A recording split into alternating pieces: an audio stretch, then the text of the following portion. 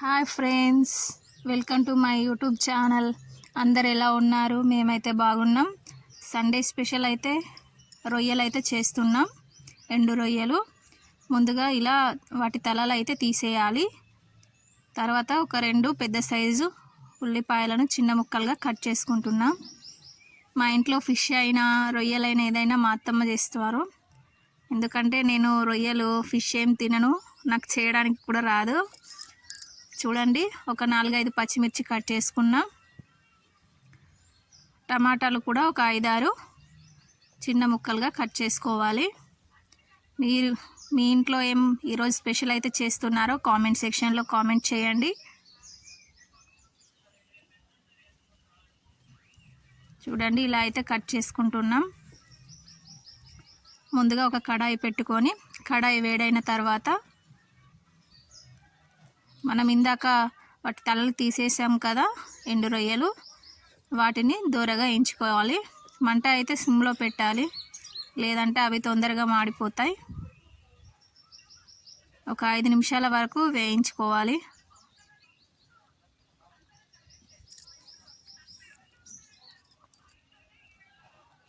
Friends, మళ్ళీ కడాయిలోనే కొద్దిగా oil వేసుకొని ఇందాక కట్ చేసి పెట్టుకున్న ఉల్లిపాయ ముక్కలు, పచ్చిమిర్చి వేసుకొని వేయించుకోవాలి.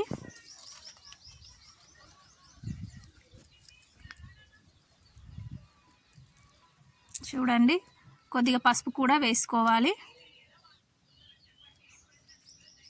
ఫ్రెండ్స్, మా వీడియోస్ మీకు నచ్చినట్లయితే లైక్ చేయండి, మరియు మా ఛానల్ని సబ్స్క్రైబ్ చేయండి, అందరికీ షేర్ చేయండి. మీకు ఇంకా ఏమైనా రెసిపీస్ కావాలంటే కామెంట్ సెక్షన్లో కామెంట్ చేయండి. మేము ఇంకా వెరైటీ రెసిపీస్ కూడా చేసి వీడియోస్ పెడతాము. 2 స్పూన్ల వరకు అల్లం వెల్లుల్లి పేస్ట్ అయితే వేసుకోవాలి. మంచిగా కలుపుకోవాలి. ఇప్పుడైతే చికెన్ తినొద్దు అని అంటున్నారు, మీరైతే తింటున్నారా? మేమైతే తినట్లేదు, అందుకని ప్రతి సండే ఫిష్ అయినా రొయ్యలు అయినా ఎండు చేపలైనా చేస్తున్నారు మా ఇంట్లో. తర్వాత కట్ చేసుకున్న టమాటా ముక్కలను వేసుకోవాలి.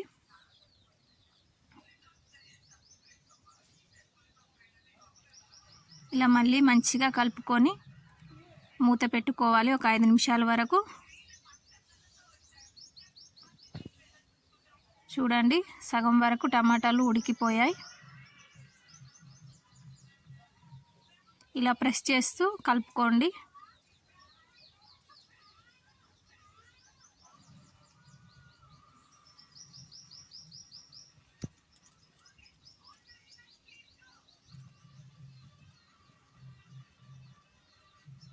ఒక స్పూన్ సాల్ట్ వేసుకోవాలి.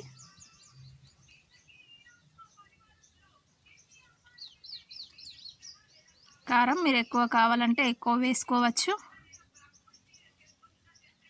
మేమైతే 1 స్పూన్ వరకు కారం వేసుకున్నాం.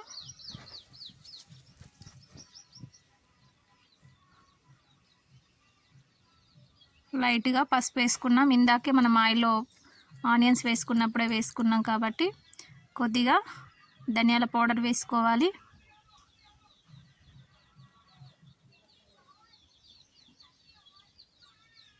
మసాలా కూడా వేసుకుంటున్నాం 1 స్పూన్. ఇవన్నీ ఒకసారి మంచిగా కలుపుకోవాలి. ఇలా ప్రెస్ చేస్తూ కలుపుకుంటే టమాటాలు అనేవి కూడా ఇలా స్మాష్ అయిపోతాయి.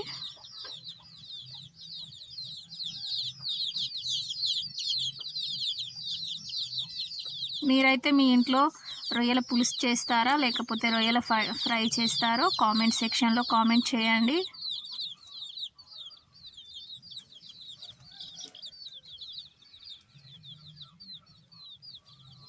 చూడండి, ఫ్రై అయింది. ఇలా గ్రేవీ అనేది దగ్గరికి అయింది. మనం ఇందాక వేయించాం కదా, దాంట్లో వాటర్ వేసి రొయ్యలని మంచిగా కడిగి గ్రేవీ చేసి పెట్టుకున్నాం కదా, దాంట్లో వేసుకోవాలి.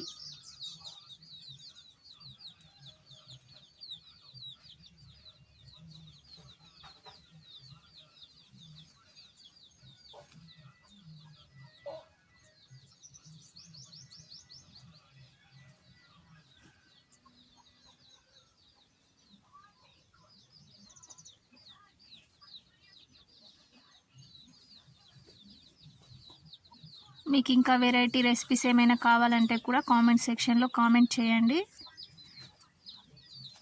ఈ రొయ్యలు, ఎండు చేపలు ఇవన్నీ అయితే మా ఒరిస్సా నుంచి ప్రతి సండే వాళ్ళు తీసుకొచ్చి అమ్ముతారు.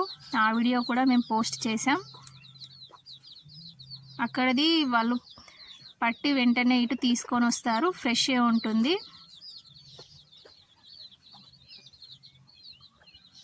కొద్దిగా వాటర్ వేసుకోవాలి.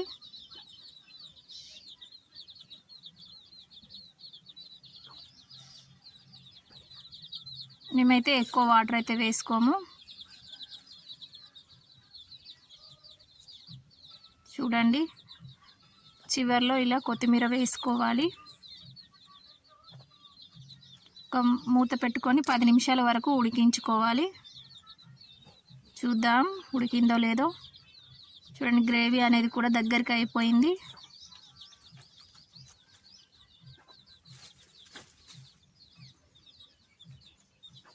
రొయ్యల కర్రీ రెడీ. చాలా బాగుంది. మీరు కూడా ఒకసారి మీ ఇంట్లో ట్రై చేసి చూడండి.